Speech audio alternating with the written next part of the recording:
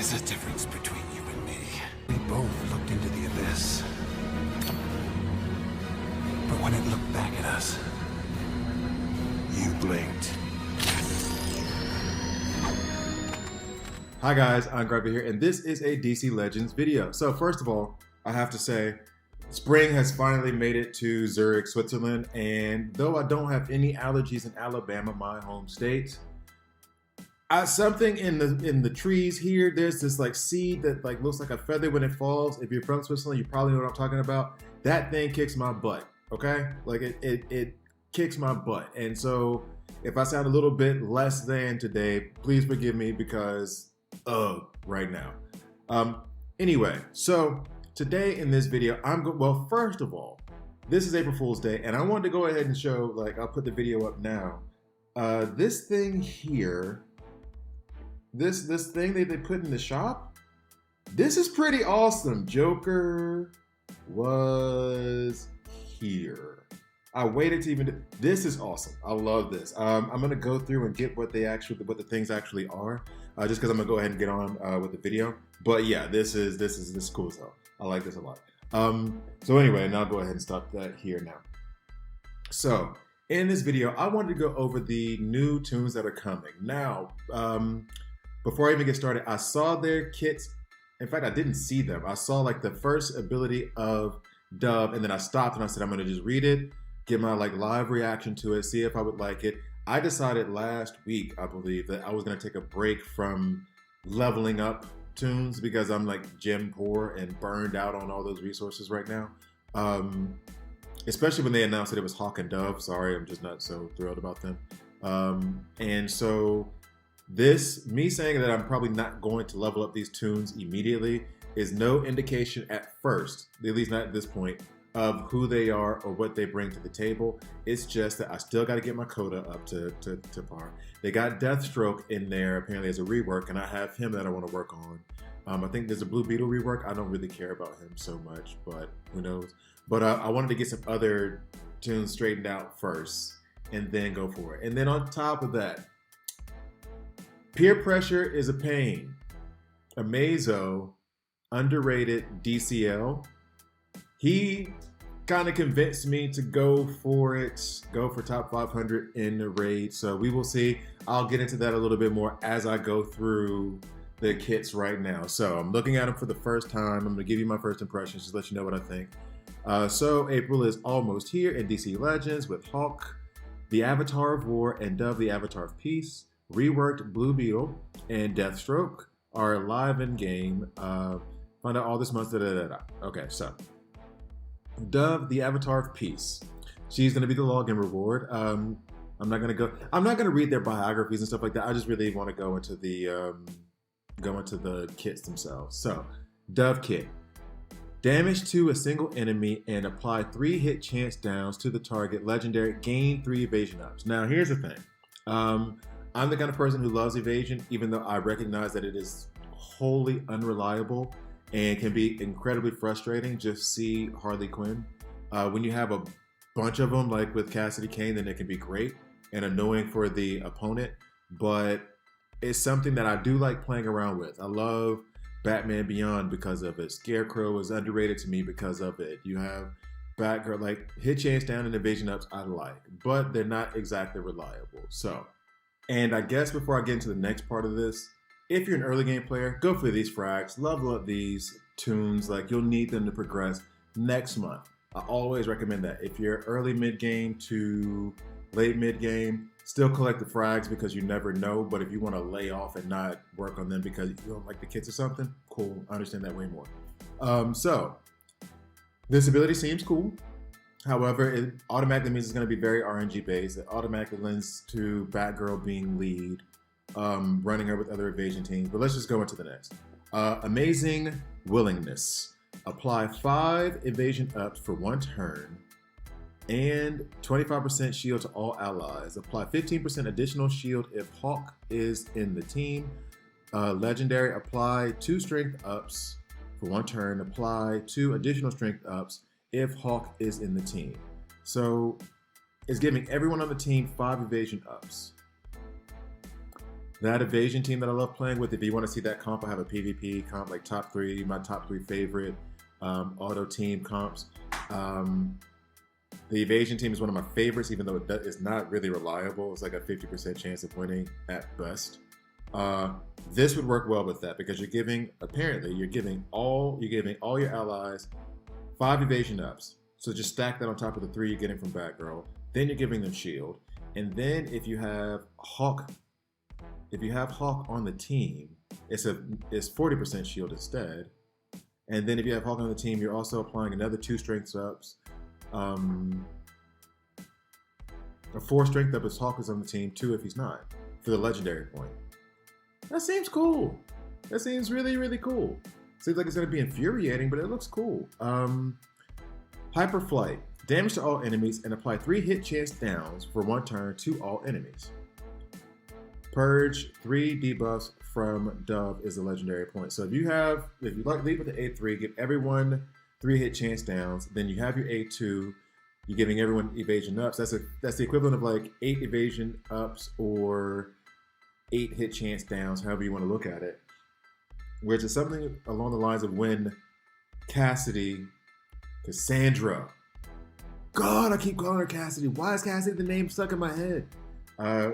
It's kind of similar to Cassandra when she has it. So just imagine everyone's Cassandra usually, I guess. Automatic, the first thing I think of is, like I said, Batgirl lead, Harley Quinn on the team, Eclipso, and then put in Dove. Or you can substitute the Harley Quinn for Cassandra. But she would be the new person to take my flex spot in that team that I have with Batgirl, Harley Quinn, and Eclipso. I usually put like a Batman Beyond in the last spot, or a Scarecrow, a Siren. You could put her in there, and now the team is just that much more difficult to hit. Danger Sense. Every time Dove evades an attack, 75% chance to apply silence on the attacker and gain 3 agility up. Also use Dove on the attacker. Use Dove kick on the attacker. So she has a counter attack similar to Harley Quinn, 75% chance of it happening. The other half. At the start of every Dove turn, gain 2 strength ups. If she has 3 or more evasion ups, gain 2 extra strength ups if Hawk is on the team. Legendary, start the battle with 3 evasion ups. So very, very, very RNG based toon. I like it for a fun aspect, but for a reliable aspect, from the reliable aspect, no. She's not going to be reliable because her ability to be great is dependent on your RNG. And I have awesome RNG, we have others, and I'm sure you know their names, who have crappy RNG. So a very RNG based toon, I'm not so sure. I am not so sure. Put it this way, I'm very, very satisfied with not leveling her up this month. All right, so Hawk, the Avatar of War. Seeing Red. Damage and apply 4 agility downs to a single target. A legendary, apply buff immunity. If Dove, and this is just to 1 in a single target.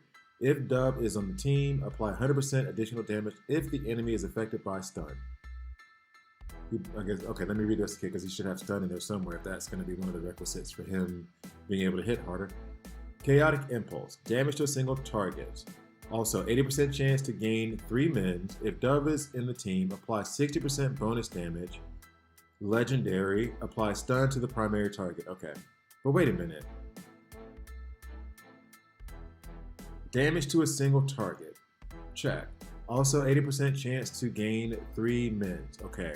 If Dove is in the team, apply 60% bonus damage. That's still on a single target. So why do they say apply stun to the primary target? There's only 1 primary target. It's a single target thing. Typo. Berserker. Damage and 50% turn meter to all enemies. Apply buff immunity to the primary target. Legendary applies 2 agility downs to the primary target. I'm less than impressed at this point right now. And he's supposed to be the siege toon. But Haggard. As long as Dove is on the team, Hawk gains 1 crit immunity 2 turns at the start of his turn. Legendary. Also, Hawk gains 1 empowered stamina up. Sharp Eye. At the end of his turn, Hawk has a 55% chance to apply stun on a random enemy. Legendary 5% additional chance to stun the target for each debuff applied to them. Max 5, so max 25%. I mean, am I missing something? I mean, it looks like it'll hit hard. All the agility downs. Debuff immunity on a single target. Or sorry, buff immunity on a single target. Boop. I mean, so far they're underwhelming to me. Maybe they play better than they read, which happens, is possible. But I think I picked the right month to cut back on leveling up new toons. They're really missing me with something here. I must be missing something because this is, I mean, hell, from this standpoint, maybe he should be the freebie and she should be the siege, but neither one of them are really wowing me at the moment. Is it me? Let me know. Am I wrong? By the way, while you're in the middle of this, go ahead and hit the subscribe button. Hit that subscribe. No. Okay. As far as my opinion right now, I mean, they just sound like a bunch of C-list celebrities. Meaning, like, if you go to a party and they're there, you're like, oh, cool. But you're not going to the party because they're there. You know what I mean? Like, all right, whatever. So I just whatever the two new toons. Okay. But to be fair, we've had a lot of good toons lately. They were due for a slump.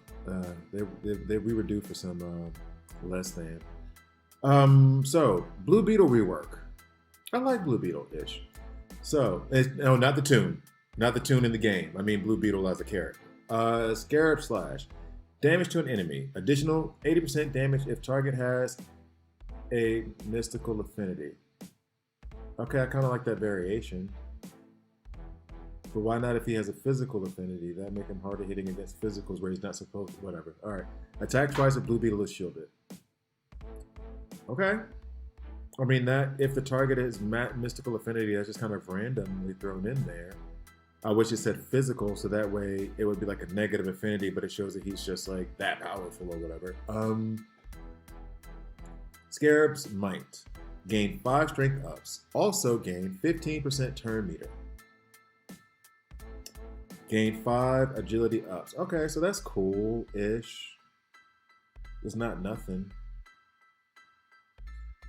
Battle Blast. Damage to all enemies. I mean, I guess number 2 looks like it'll hit hard. I'm still like, and number 1, maybe it does. Maybe this will hit hard. Battle Blast. Damage to all enemies. Purge 3 buffs to the main target if that is not okay. There's a couple of like grammar issues in here, and I tried to like ignore them. But like, if Hawk is in the team, I would say on the team. Maybe that's a southern in me. And now this whole purge 3 buffs to the main target from the main target if they have a mystical affinity. So legendary, purge all immunities and awareness from all enemies. That's cool. That's a good one. That's the best ability that I've read here so far on all 3 of these tunes. Purge 3 buffs from the main target if they have a mystical affinity. So you might as well just direct it towards the mystical affinity on the opponent. I'm wondering, I mean, I kind of like the nuance, but I feel like there aren't enough characters in this game that have such nuances, and it makes me wonder why they're giving these qualifiers. Unless it's coming up soon as something else. Okay, whatever. Shield Breaker. Whenever an enemy gains any speed ups, Blue Beetle has a 75% chance to gain 15% turn meter and 15% shield. That is cool. That is cool. That'll make him good against speedsters. Too bad speedsters are mystical affinity. Oh, wait, but no. Oh, he's supposed to be the anti-Black Flash. Legendary, 75% chance to use Scarab's Might when Shield Breaker is triggered. So whenever an enemy gains strength ups, that would be your Black Flash. He gains those strength ups, speed ups.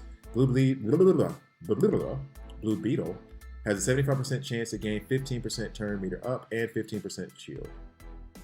So it's going to try to cut off Black Flash before he gets a chance to go. Then you can hit him with the A3 and purge 3 buffs from him. Okay. Or hit him with the A1, which will hit 80% harder since Black Flash's mystical affinity.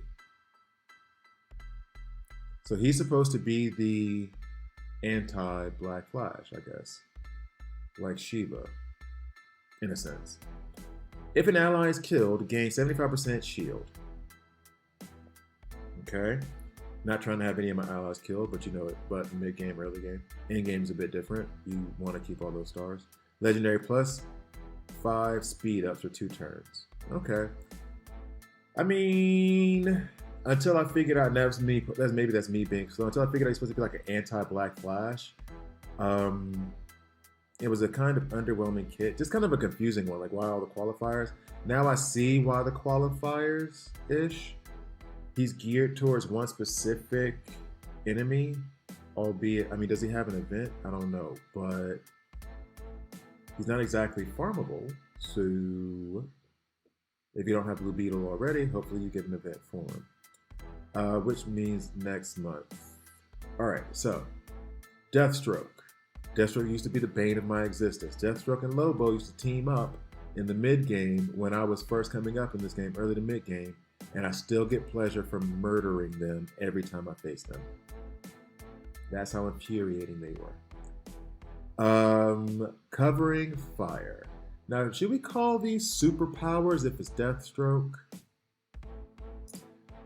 Covering fire. Damage to an enemy and apply silence on targets. Legendary 50% turn meter down on target if Deathstroke has awareness, which he should start with awareness, I guess, from his previous... Whatever, I'm jumping ahead from remembering playing with Deathstroke. My Deathstroke is actually like 60-10 right now, so what I might do is do a Deathstroke video and then take him up to 70-11 just so we can have a 60-10 70-11 of Deathstroke. And I'll probably do the same, well, getting ahead of myself. Lazarus Sanction, damage to an enemy, and apply silence for 1 turn, 100% chance to gain 2 awareness. 100% chance, and why don't you just say gaining awareness? I'm being really nitpicky over grammar. Maybe I'm in a bad mood. I'm sorry. I'm being really nitpicky about wording and stuff. Forgive me. It's the writer in me. Legendary. Resets, termination, cooldown. Termination. Damage to an enemy. Silence 1 target if Deathstroke has awareness or positive immunity. Plus 150% damage if the target is silenced. Legendary, gain 100% turn meter if target is killed. Okay, so you apply silence with the first one and the second one.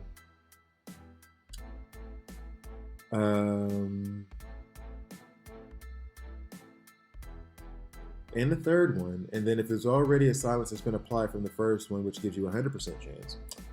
And then I know why they worded it like this, and I'm being a jerk right now, because in the first one they say apply silence, and then the second one they say apply silence, 100% chance to gain awareness, where you could just say like also gains awareness. But the reason they're doing that is because you're gonna have to ring this out from like 50% chance to 100%. So I'm just being a jerk right now.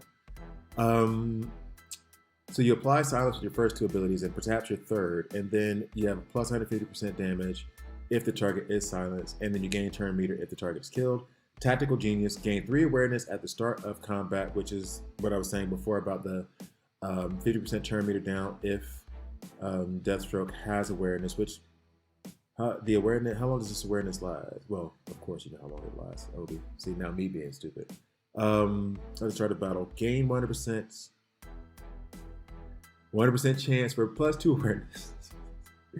Legendary, gain 8 mins for 3 turns, and then death immunity after taking damage for the first time. Army of 1, whenever an enemy dies, gain 5 speed ups, 5 strength ups. Ooh, whenever an enemy dies. And 50% turn meter up. Gain 2 permanent speed ups when an enemy dies. Wow. Okay, Deathstroke's kit looks cool. I don't know if it's going to be extremely useful, but I like it. I think he and Blue Beetle have better kits than Dove and Hawk. Um, no, I like it. The PvP board clear is Terra. Terra is only really useful against Harley Quinn because her A1 has a can't miss. But other than that, I don't really use her. Oh, and we have a Starfire, Warrior Princess of Tamarin. I never knew how to say that word. Tamarin? With the board clear being Robin. So this is the first time I remember there being like a Star Sapphire event at all. And I think I even made a video last month like saying why in the world haven't we seen Star Sapphire event at all? But anyway, glad to see one there on the 8th. Cool. Then we have Gem Blitz, right? Aliens and Mystical. All right, all right, all right. Then they have the Siege starting on the 5th. Blah. Like, this, I'm going to so half blank. Am I allowed to say that word? Anyway, I'm not going to put my full effort into this. Maximum effort, this will not be. And I won't say, yeah, maximum effort, this will not be. 10-day challenge for Dove, of course. Oh, now, this is the other one. So, I have my Wonder Woman almost to 60-10. I think she's like 69 right now. I'll take her 60-10 on Sunday. And then I'm going to do a 60-10 video on her and then a 70-11 video on her. From what I understand, she's amazing and incredible. I think you guys already know that. So I'm going to do it anyway. And then I already have a video. I'll put that in the description below for Enchantress at 60. No, not 60-10. Because I already had her 70-11 beforehand. But I have 2 videos of Enchantress back when she first got her rework. In my opinion, Enchantress is like a top 5, if not top 10 lead in the game right now. Actually, you can debate that 5th spot, but I would say in no order, like Martian Manhunter, Cheetah, Darkseid. Yeah, he's jumped up there. I know I'm forgetting. Oh, Hal Jordan. And then you could interchange her with like Lex or Enchantress, or I love Red Hood personally. He's just not entirely useful all the time right now, especially with Black Flash running around.